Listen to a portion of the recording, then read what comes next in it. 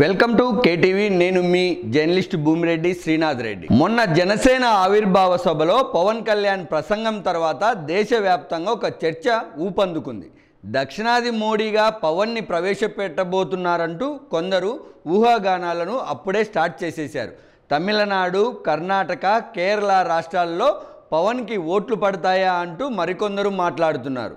దక్షిణాది రాష్ట్రాల రాజకీయాల్లో పవన్ రోల్ ఉండబోతోంది అన్నది మాత్రం స్పష్టంగా కనిపిస్తోంది। ఇంతకీ పవన్ పై బీజేపీకి గురి ఎలా కుదిరింది, పవన్కున్న ప్రత్యేకతలే అందుకు కారణమా అన్న అంశంపై ఇప్పుడు ఒకసారి చర్చిద్దాం।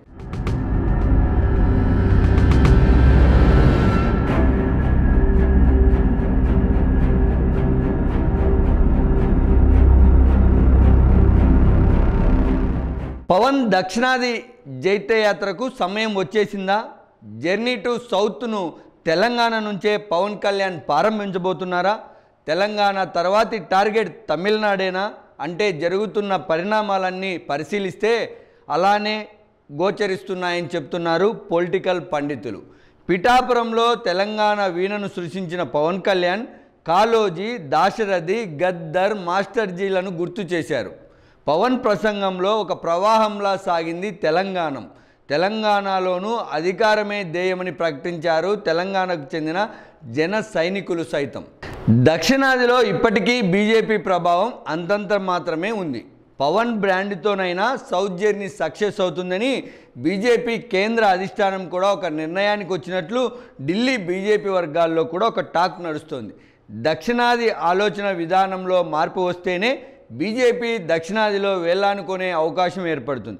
ముఖ్యంగా ప్రాంతీయవాదాన్ని బలంగా వినిపించే తమిళనాడు వంటి రాష్ట్రంలో అక్కడ ప్రాంతీయ పార్టీలు తమ రాజకీయ స్వలాభం కోసం ప్రజల మెదల్లో చొప్పిస్తున్న భావాజాలాన్ని బద్దలు కొట్టాలంటే చరిస్మాతో పాటు సిద్ధాంత బలం ఉన్న పవన్ కళ్యాణ్ వంటి లీడర్ల వల్లే సాధ్యమవుతున్నదని బీజేపీ భావనగా తెలుస్తోంది।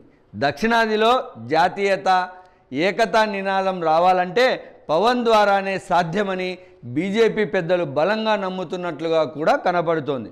తొలుత తెలంగాణ, ఆ తర్వాత తమిళనాడు, అటు నుంచి కర్ణాటక, సమాంతరంగా కేరళ, ఇలా పవన్ కళ్యాణ్ జర్నీ సాగబోతోందని పలువురు పరిశీలకులు అంచనా వేస్తూ ఉన్నారు। పిఠాపురం జనసేన ఆవిర్భావ సభలో సాంస్కృతిక ప్రదర్శనలు ఇదే అంశాన్ని సూచిస్తున్నాయని చెప్తున్నారు। పవన్ కళ్యాణ్ ప్రచారం చేస్తే తమిళనాడులో ఓట్లు వస్తాయా? కేరళ, కర్ణాటక రాష్ట్రాల్లో పవన్ను చూసి ఓట్లేసే వ్యక్తులు ఇంకా ఉన్నారా అని వాదించే వాళ్ళు ఉన్నారు। కానీ భారతీయ జనతా పార్టీ చాలా వ్యూహాత్మకంగానే దక్షిణాదిన పవన్ని రంగంలోకి దించుతున్నట్లు తెలుస్తోంది। అందుకు కారణాలను మనం ఒకసారి చూస్తే నేడు దేశం మొత్తం గుర్తుపట్టే లీడర్ పవన్ కళ్యాణ్। దక్షిణాది రాష్ట్రాల్లో most familiar actor cum politician Pawan Kalyan. ఇప్పుడు కొత్తగా సనాతన వాదన వినిపిస్తున్నారని ఎవరైనా వాదిస్తే అది మూర్ఖత్వమే అవుతుంది। చాతుర్మాస దీక్షల ద్వారా తనలో ఉన్న సనాతన ధర్మవాదిని పవన్ ఏళ్ల క్రితమే ప్రపంచం ముందు ఆవిష్కరించారు। దక్షిణాది భాషలతో పాటు పలు ఉత్తరాది భాషల్లో అదరగొట్టే ప్రసంగాలు చేయగల సత్తా పవన్ కళ్యాణ్కు ఉంది। తన అన్న చిరంజీవి మెగాస్టార్గా సినీ పరిశ్రమలో ఎదుగుతున్న కొత్తల్లో చెన్నైలో ఉంటూ తమిళనాడు సంస్కృతి సాంప్రదాయాలను అవగతం చేసుకోవడమే కాకుండా తమిళ భాషపై పట్టు సాధించిన నేపథ్యం పవన్ కళ్యాణ్ది। ఏ అంశాన్నైనా స్టడీ చేసి పూర్తిగా అర్థం చేసుకునే జిజ్ఞాస ఉన్న వ్యక్తి ఏ వాదననైనా అపారమైన విషయ పరిజ్ఞానంతో ఎదుర్కొనే సత్తాను పెంపొందించుకున్నారు పవన్ కళ్యాణ్। దశాబ్దం పైగా రాజకీయ పార్టీని నడుపుతున్న అనుభవము ఎలాగూ ఉంది। జీరో నుంచి మొదలుపెట్టి రికార్డులు సృష్టించమేలాగో బాగా తెలిసిన శక్తి పవన్ కళ్యాణ్। అన్నింటికీ మించి ప్రధాని మోడీతో 10 ఏళ్ల పైగా సాన్నిధ్యం కూడా ఉంది।